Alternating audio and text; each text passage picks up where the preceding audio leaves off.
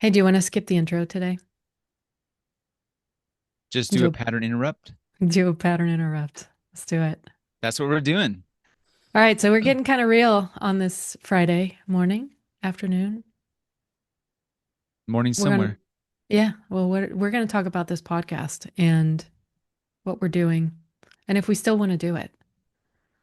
Do we still want to do the podcast? When you asked me that question off air, I sort of had this probably deer in the headlights because I was thinking, is this, you mean this episode? Do you want to do this episode? Do you want to do this podcast in general? What do you want to do with your life? What is the meaning? What's behind the question? I mean, well, I'm deep. I go deep. You know that about me.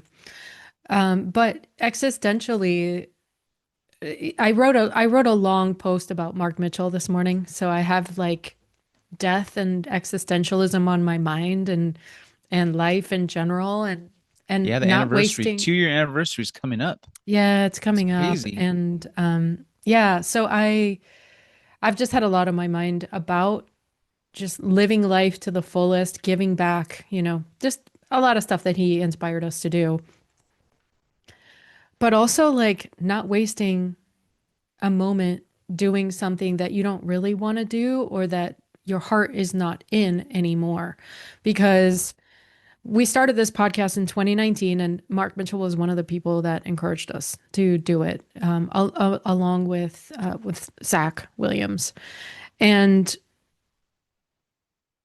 the like our intention for the podcast, and we each have our own. Like, I'm not going to speak for you, but I had my own reasons for wanting to do it, and what I wanted to get out of the podcast, and what I wanted the podcast to do, like how I wanted it to serve, and that was a long time ago. Like I am an entirely different person from what I was in that, summer of 2019. And, when I took on that role at Stowe to run Ventec and to run a rain screen division in a company who had never sold anything like that in their life,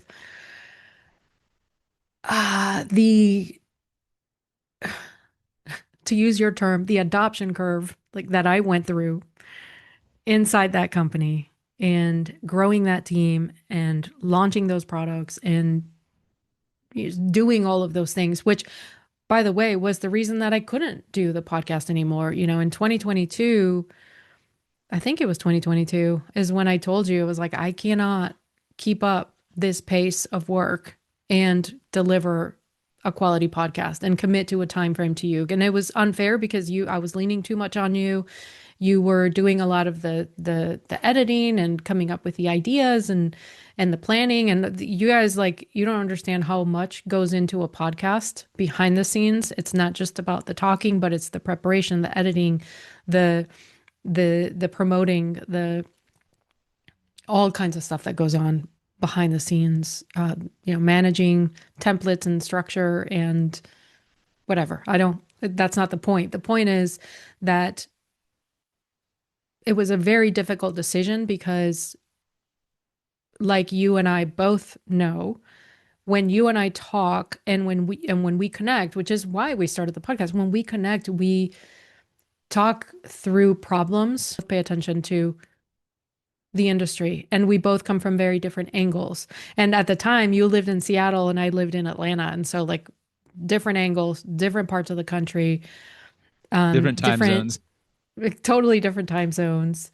Although it rains more in Atlanta than in Seattle, so yeah, crazy.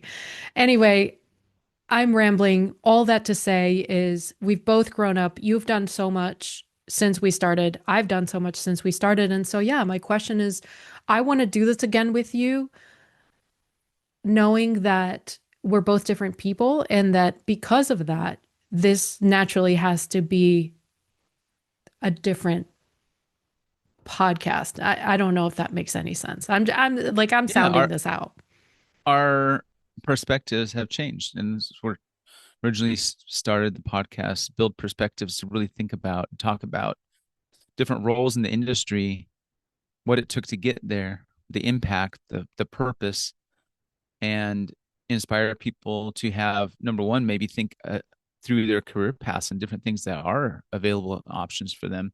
And then also to try and see things from other people's perspective or point of view. You see all these posts and there's like POV this, POV that. Well, that's just really about perspective. And what is wisdom? Wisdom is experience and knowledge combined, Hmm. and application.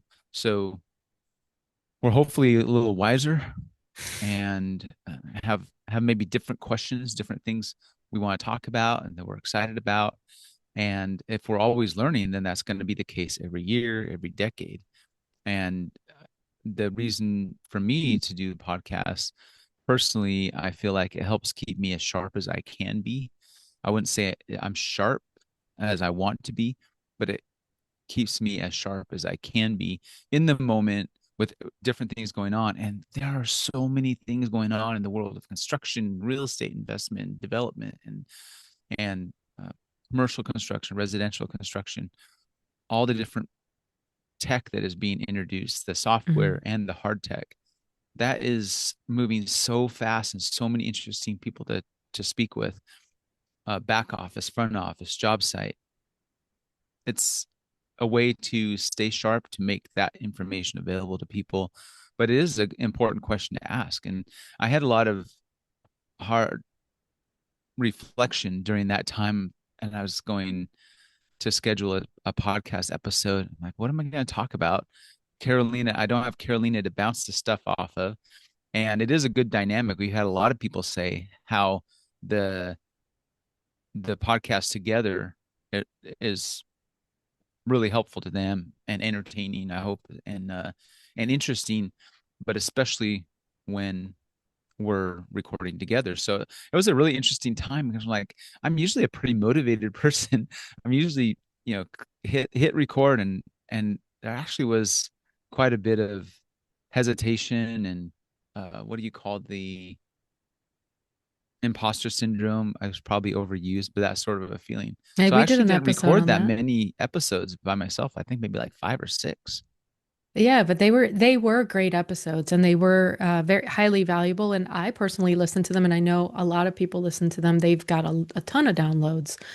Um, but yeah, that time, I don't think we should gloss over the fact that it was an isolating time. And I want to say this to the people who are in the trenches like I was, because as we rebrand and as we relaunch this podcast, we want to make sure that we're talking to leaders too. And again, the reason that I needed to stop the podcast is because I couldn't come up for air. And it is an isolating time because when leadership is hard, period. I mean, I don't know how another way to say it. It is difficult to build something from scratch. And when you're in the trenches, you feel isolated. Like I felt like because you cannot vent or complain because you're the top guy. You're the top person. And the moment that you slow down and you um, even think about complaining, then it just trickles down to everybody else. And you're just trying to keep the team motivated, keep the team inspired, keep everybody flowing, keep the energy up. And you're like the energy thermostat. So being in that place, it's all you can do. You have to refuel your own cup. You refill your own cup and refuel your own tank. And I don't know how there aren't more. I'm seeing them now on LinkedIn too. There are a couple of really cool clubs online for people to just let off some steam. CEOs and people in the C-suite and executives that really need this because this is very, very, very needed. I remember when Barack Obama was president, like he aged, I don't know, 20 years in 4 years. Being in leadership is difficult. And maybe it's not as important as being president of the United States or whatever country, but you are leading something and it it will take a lot out of you for sure. Yeah, I think we've seen and heard from leaders of companies in the last couple years, especially these hyperscale companies, blitz scaling they call it, and that whether they're small or big, the blitz scaling can take its toll. And of course, you want to grow business.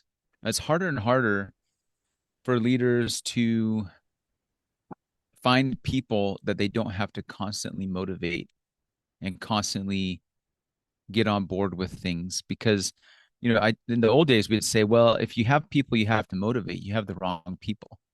But these days, if you just stick with people you don't have to motivate, you're going to have a lot longer road to hiring the number of people you need to hire to grow at the right cadence and to keep them. So then that's one big thing weighing on leaders along with all the other things they're dealing with. And so the goal we should all have in the industry, the goal is to make things easier. It goes back to that axiom, easy to buy, easy to sell. And in that is encompassed a lot: customer experience, internal experience, all the different things that someone has to do during the day that's on your teams. The easy part, anything that can make it easier. Of course, Mark Mitchell always used to talk about waste and inefficiency. Of course, if you can address waste and inefficiency, great. But that kind of all rose up to the easy to buy, easy to sell too. Yeah, and making communicating, right? In everything. Easy to buy, easy to sell. If I'm trying to convince you of something, if I want to communicate something to you, even as a friend or as a daughter or a sister, make it simple. Let's not add complexity. Only add complexity when complexity is called for. And I think Einstein had a quote about that. Make things simpler, but no simpler, or something like that. Simple is hard. If Yeah, you, let's say, yeah, use computer code. I'm not a coder, but I've heard this several times because I always think something's going to be super easy, but sometimes the easy, simple solution is the hardest thing to code absolutely. At because you have 100%. you're trying to distill and you end up with 7,000 characters of code, but the ideal state is 150 characters or 10 lines or something like that. But you're always working on chipping away at that long bloated piece of code to make it better, and that's why tools that help leaders think through who to hire or how to train or how to help their people be the best they can be, then that have that roll up into actual financial results for both the person and the company.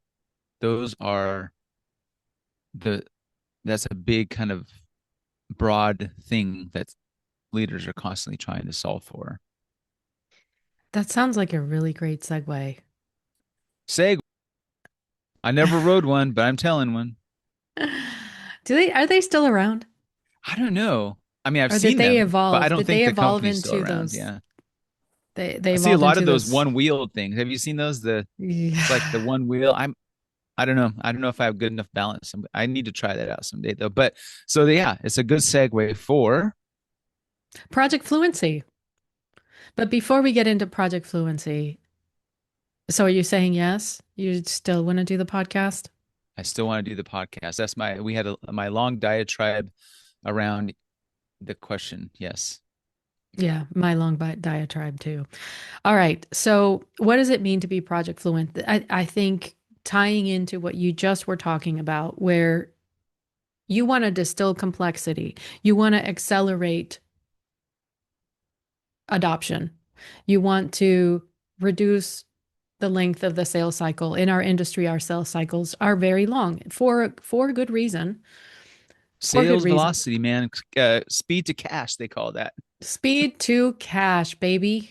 Yeah. So Project Fluency is what I wished existed when I decided to stop being a technical manager at Nichiha and become a salesperson. It was a very scary thing. And not to go on another tangent, becoming a salesperson was the most freeing thing I've ever done And it was the best decision I've ever made for my family, for my kids, and for me. So as an engineer, engineers like technical in companies, we always fight with salespeople. It's the salespeople again. Like, oh, they want this. Oh, they can't ever say no. Like they create problems, and there's this like friendly, but behind the scenes, low key Right. And then the other hate. side of it is salespeople are saying about technical that they're sales killers or something like that, or something like on the warranty or the installation or something like that. Or they'll call I've heard marketing departments, not at Nichiha, but I've heard marketing departments called the fluff department. you know, Uh-huh. how much fluff is enough is what we used to say. What's the picture of a porch and a swing? It doesn't have anything to do with our product. What is that doing in the ad? That sort of stuff. And so there is this bifurcation of what people think the other jobs should be. That's that is a challenge. Mm-hmm. Yeah, and by definition, then there you don't appreciate, right? Like if you're in technical, you need to understand that without these salespeople, you don't have a job. And vice versa, salespeople without the technical people, your company is going to get sued, your product falls off the wall, and you don't get repeat customers. So everyone needs each other. And what I loved about Nichiha when I was working there is that we were invited to your sales meetings. And which is how you and I got to become friends because you were always saying the stuff that I was like, yeah, that guy, the innovator right there. You were the innovator in the room. And that's how you and I kind of started, talking and stuff and exchanging ideas. When technical and sales talk to each other, technical gets a different side, aka perspective of the field because the salesperson is talking to more players than necessarily the technical people are talking to. And they're hearing different sides of the sale because as a technical person in the office, maybe you talk to the architect that the salesperson called on. And yeah, maybe the salesperson said something that either they expressed it incorrectly to the architect or the architect misheard it or they what is that called? Creatively remembered it differently so that they could get away with specking something or whatever. So, uh, when you're talking to an architect or a designer, you hear a different side and you express a different side of the building and of the project itself. The technical person is hearing the other side. And so when those two sides combine, you are getting the full story. I was kind of thinking of, I forget that language app that I see the ads, Duolingo? Duolingo, yeah. And of course now you see nod, or actually it's not even really a nod, an actual product for translation with the iPod, with the new AirPods. If the other person has AirPods and they have an iPhone, you have an iPhone, they're speaking another language, you can actually hear it in real time in your language. And then you can respond to them. They hear it in real time. It's almost like Hitchhiker's Guide to the Galaxy, the Babel fish. I don't know if you guys remember that, but Absolutely. there's a certain part of understanding the other person's language that creates empathy. If you go to another country and you don't know the language, but you know a short greeting, people pay attention and they know you're not from there. It's pretty obvious usually. And you say something in their language and they're going to be like, oh, wow, thank you, You're and trying. Like you're you're trying. trying. Yeah. Yeah. So part of connecting us in the industry is, maybe the salespeople don't need to know what CPM is in marketing or need to know the modulus of elasticity of X product compared to Y product that technical would know. And technical doesn't necessarily need to know how to golf and go golfing with customers or entertain or conduct a sales meeting. But knowing what those things are creates the fluency, which creates connection, which creates more empathy, which means when we need to get stuff done, we can all coalesce around something faster. Yes. It is, again, what did we call it? Accelerate. Oh, sales velocity? No, not sales velocity. What was the other term you used? That was Oh, so speed good. to cash. Speed to cash. There you go. I'm going to write that down. Speed to cash. All right. So, Project Fluent. I'm so glad that you bring up Duolingo. Project Fluent Project means Fluent. you speak the language of construction projects. It is a language. And just like being fluent in Spanish means you don't just know words, you understand context, you understand jokes, you can read poetry, culture, nuance, you can navigate the complex conversations. And being project fluent, you don't just know your product, right? Like salespeople are expected to know the product they sell. But when you're project fluent, you understand how decisions actually get made from pre-design or conceptual all the way through after shipping, after construction. Who influences who influences what at each phase of construction, at each phase of the specification journey, what stakeholder cares about and why. You're not just talking to architects. If you only sell to architects, good luck making a You're living. missing a lot of the value chain. Yeah, so it's Project Fluent is the unspoken rules of the specification journey, and those are not those are hard bought and hard earned, and it took me many years to get to where I am and learning and standing on the shoulders of giants and learning from people like you, from Jim, from Michael, from Mark Mitchell, from so many great salespeople and marketing folks and people who understand the industry.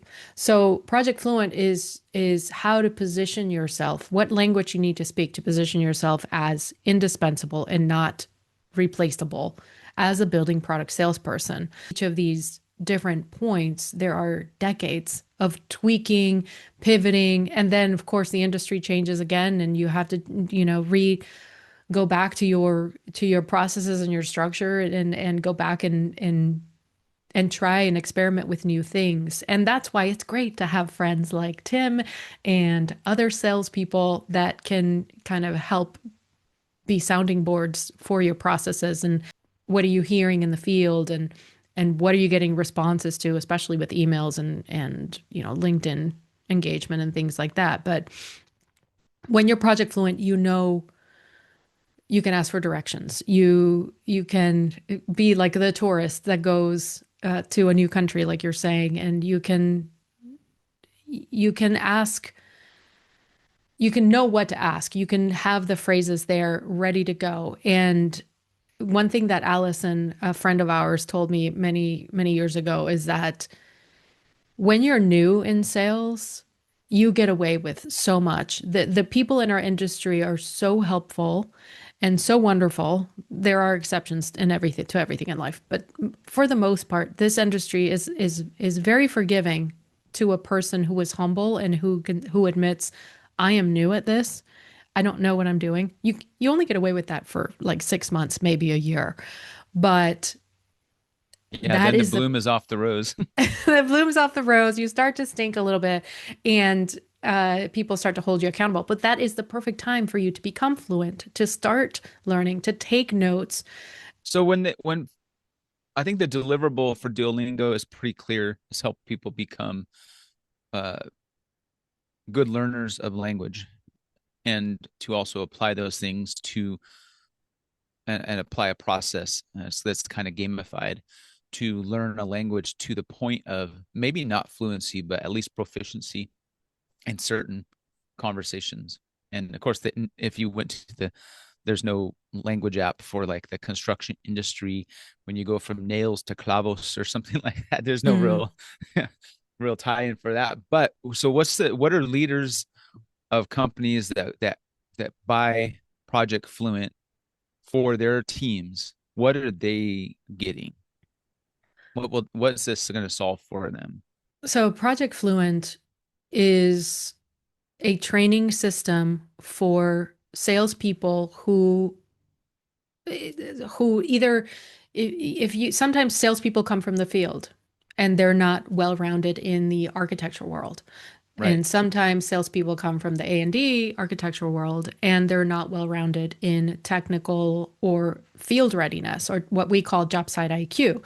So what Project Fluent does is it gives you the full context of the entire journey of what a project is. If you think about when you were in middle school, how a bill becomes a law, like how does a project get built? And who are the players? It's very specific. So there are, I call them, the four key areas that you need to master in order to be the top in your field. I think if you master these four things, you are going to be the top salesperson in your area, in your segment, hands down. I guarantee it. Like the guy from the hair The club Men's president. Warehouse. Oh, Men's Warehouse. That's it. I I guarantee totally it. forgot about that ad. You're Oh gonna man. like the way you look. I guarantee it. I don't remember my Yes. breakfast yesterday, but I remember that ad from 20 Mm, years ago. those worms. Yeah. So the four key areas are stakeholder savvy. So that's how to navigate when the architect asks for samples. Do you just send them samples or do you try to get an appointment that day? Do you understand who the players are and when they become important along the project journey? In construction documents, when people ask you for submittals, what do you do?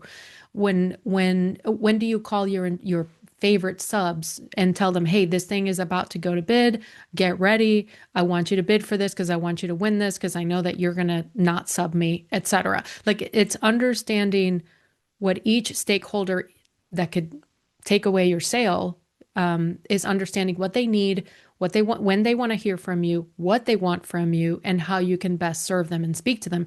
And I want to bring up something that I know that you do, which is, every different typology, every different vertical, whether that's hospitality, healthcare, institution, national brands, everybody has a different language and a different glossary. So all of these different points have specificity attached to them. So we're just going to kind of go through what these four key areas are, and then you just have to make sure that you're applying that to your own product segment and your company and the products that you sell. So stakeholder savvy is one, market intelligence is the other. And this is where you and I always used to connect on, because we want to know what our competition is doing, what are we losing projects to, where are trends happening? Like, so in 2026 we've got, data centers and, institutions are the big thing. And so it's understanding what the market is doing, what projects are winning, what projects are not getting, losing funding. And so that shows you where you need to be concentrating your efforts. So you've got to understand the ecosystem that you're operating within. Then the third key area is technical mastery. So yes, you need to know how your product works, the basics of how your product works. What makes your product special? Why does your customer buy from you? Like, understanding why an architect would want to specify you, understanding why a GC would want to buy your product, understanding why an installer would want to buy your product, and why a brand, if you sell directly to brands or to developers and owners, you need to understand the top 2 or 3 reasons why somebody wants to buy from you. And that is not an easy thing to do. It takes years, it takes expertise. There's a lot of, trial and error and experimenting, but that is something that lends credibility to you. And then finally, to me, this was the change maker for me, was job site IQ. So when I became a salesperson, I was trying to be like all the salespeople that I knew. I was trying to be more like you, like a few others that I won't name because we haven't gotten their permission. But I was trying to be like the salespeople that I knew because I had traveled with them, I had watched them sell, and what I realized after hitting a lot of walls and just failing, frankly, at building a pipeline the way that other people did it, that I saw, was finally leaning on the fact that I came from technical, that I was an engineer. Like, why am I going to deny that I'm a technical person? Why am I going to deny that I spent 10 years on job sites, like troubleshooting installation and helping installers? Why am I going to deny that I spent, my first 2 or 3 years at Nichiha training people at job sites? So I kind of went back and leaned on that. And I realized that you could sell more by visiting job sites. And it paid off really well during COVID because offices were closed. And that was the only place you could see architects and designers was at job sites. And not only that, when you're new, I was in LA. I didn't know anybody. I lived in Atlanta for 22 years and I switched into sales and like freaking moved to the West Coast. So I'm not only new to sales, but I'm new to this territory. I don't have accounts and I don't have, leads and I don't know anyone. And so going to job sites and connecting with installers and GCs there was a very easy way for me to get pipeline. I was asking, what have you guys worked on? How do you like this product? And you just go on a job site and you just ask questions and you're there to listen. And you can say, yeah, I'm new in town. And they'll tell you all the projects that they worked on. They'll tell you all the projects they are working on. They'll tell you what they hate about this or that or the other. And so you are better placed to help them. And that helps you to understand. It goes back to the market intel too. You know what people are buying. What salespeople are succeeding. And I even got to connect with people who were selling products that were adjacent to my product, and they gave me accounts and they gave me ideas for projects. So, job site IQ, visiting job sites is extremely important in growing your sales too. That is probably one of the most underrated parts of the industry, or I guess activities in the industry, spending time on job sites. And I think we mentioned in the last episode a little bit about the Venvio event I was at and hearing what some of the other manufacturers were contending with, getting their folks back out more in the field, like in general, calling it offices, but also the next level to that is getting them to go to job sites. And one thing I think that is like mm, a subset of the market intelligence one related to job sites. So connecting those two points is you find out so much intelligence on the job Hmm. site.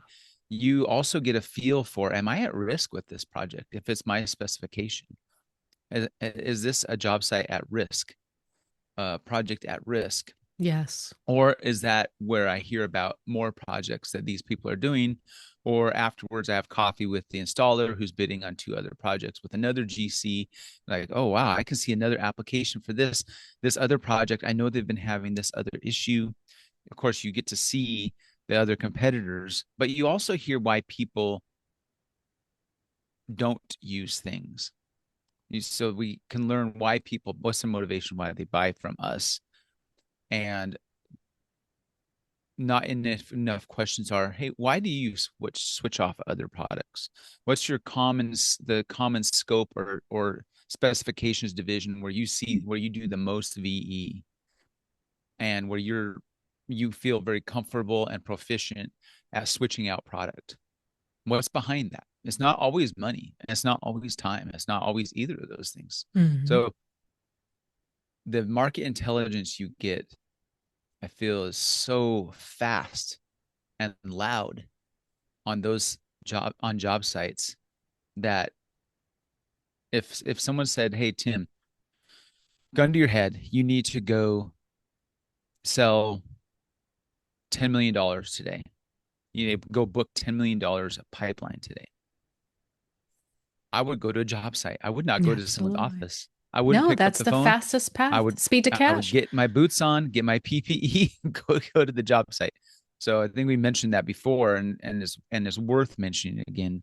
So we have job site IQ, market intelligence. What were the other two? Stakeholder savvy and technical mastery. Okay. And Who and doesn't that want those for their people, and what people don't want yeah. those for themselves? Right. Yeah. And it doesn't, this isn't, like I said, this is not, when we first launched this course in 2021, there was a lot of stuff in it, a lot of information, and it went pretty deep. And so we have updated it to, we've removed everything that you don't need. Like you said, you don't need to know the modulus of rupture, or what did you say, modulus of elasticity. Right. There's, you don't need to understand the nuance of, like, how you achieve this wind load with your rain screen. You don't.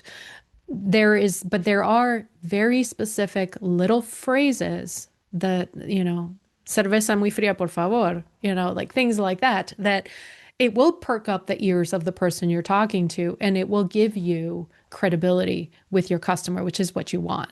But more than anything, the most important thing, and especially relevant to right now, is speed to cash. And the fact that if you do job site visits correctly, and there is a right way and a wrong way to You're do going to job convert sites, more jobs faster. absolutely going to convert. And you're going to know if you're barking up the wrong tree. Like you said, you're going to know, okay, this type of project is not. I'm chasing these projects and I really want them because they're sexy, but we're just not the right fit for this customer. So I'm like, just let me break up with these people and go on and chase something else that is more worth my time, because your time is limited. Going back to the existential question of how we started this podcast, you only have limited time.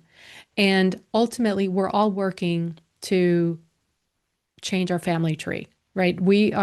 I became a salesperson because I was broke, I was in debt, and I had three teenage kids that were fastly approaching college age, and I had no idea what I was going to do. So, and sales provided that for me. But it's very easy to it's very easy to fall through the cracks and to just bounce around from job to job because you don't know how to meet quota, you don't know how to meet budget, because no one's really training you. And so again, this is a this was a hard one framework that I came up with the assistance of a lot of people who gave me a lot of great advice, but, school of hard knocks too. And it works. It works. It made me the top salesperson at the company that I was at. And I used it to grow teams and to grow sales. And I know that the people that have taken this course have also had a lot of success with it. So, yeah, that is Project Fluent. Well, I can't imagine anyone investing in their own future or their team's future not wanting all of those things for the main purpose of speed to cash, speeding up the sales cycle. And say you can speed the velocity of the sale. Of course, you want that on the customer service invoicing side of things. You want those things to happen quickly. But actually, through the life cycle of that project in the construction stage, you want to somehow get your product from 2 year sales cycle to 6 month sales cycle. And sometimes that's choosing the right type of project. But in our case at Nichiha, we have about a 2 year sales cycle. But when you look at renovations, that of course shrinks up a lot. Maybe you're talking 8 months to 12 months, but there just aren't enough commercial renovations to get to where we want to go. So one of the levers we can pull is helping our people speed up the process and get to the conversion and the shipping and the invoicing of a project faster. And one way to do that is with knowledge like this. And it gives you control. It gives you control of your pipeline, because that's one of the biggest things, whether you're a VC or you need to convince your board, like, look, we're growing, we're growing, we're growing. Visiting job sites and using this framework helps you to gain control of your pipeline. You have a better feel. Yes, projects get canceled and get, lose funding all the time. Practicing these things gives you more control of your pipeline and helps you to close more to close more projects and to even increase that pipeline a lot faster. I think also a big part of people's confidence in buying confidence is comes from feeling like the person they're working with is an asset to what they're working on.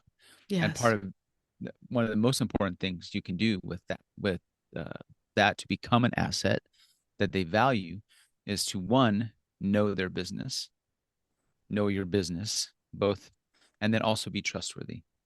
If you can do those things, then you're going to have repeat business for years. And absolutely. those are things that you can do. What you can learn those things over a career of 30 or 40 years. And of course, we're always learning. But anything that we can do, you and I have a bunch of books we read, and we have courses we've taken, and things that we're accredited for because we want to learn. And we're going to always do that. But why not take this very specific thing and speed it up? So I'm excited for you. I'm excited for this. I haven't taken the course, so I'm looking forward to it. I know I took my job site IQ. Yes, and if you want to see where you stand, take the Project Fluent assessment. Take it. We're going to link it to the show notes here, and see where you stand. It made a huge difference in my life. And if you're looking to level up your sales, if you're looking to level up your team, consider this training and consider this. We provide this training as a done for you in a group setting. So we can come to your company and you can select what, according to how your team scores, we can, select what we focus on, each of the key areas or all of the key areas, or, it's very customizable when we do it for a specific team, but it's also being launched as a cohort, which is how it was launched originally. And when it's launched as a cohort is really special because a lot of times sales reps they can't really speak up and they can't be as honest when they're in front of their boss. So it's nice to have them attend something that is remote, that they get to interact with other people, and that they get real-time feedback. So cohorts are just a great way to learn too. And we're going to be launching a cohort in Q1, I believe, 2026. I love anytime I can learn plenty of things on my own or just in a conversation with someone like we're doing right now. And I have learned today, but learning in a group setting of peers is great. And especially if other people there are smarter than you, because you don't want to be the smartest person in the room. So you're learning from a group of people. I know that's what's awesome about some of the events you and I go to, that they Hmm. have these different sessions that are more like a workshop.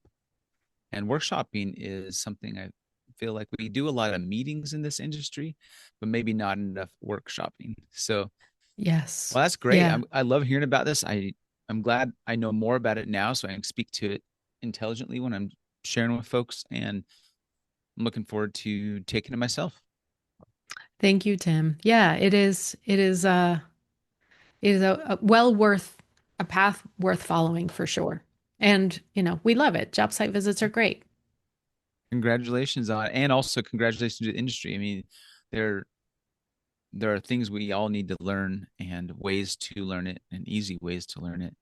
And so folks should be looking for more and more of these type of things around the industry that they can apply for their teams.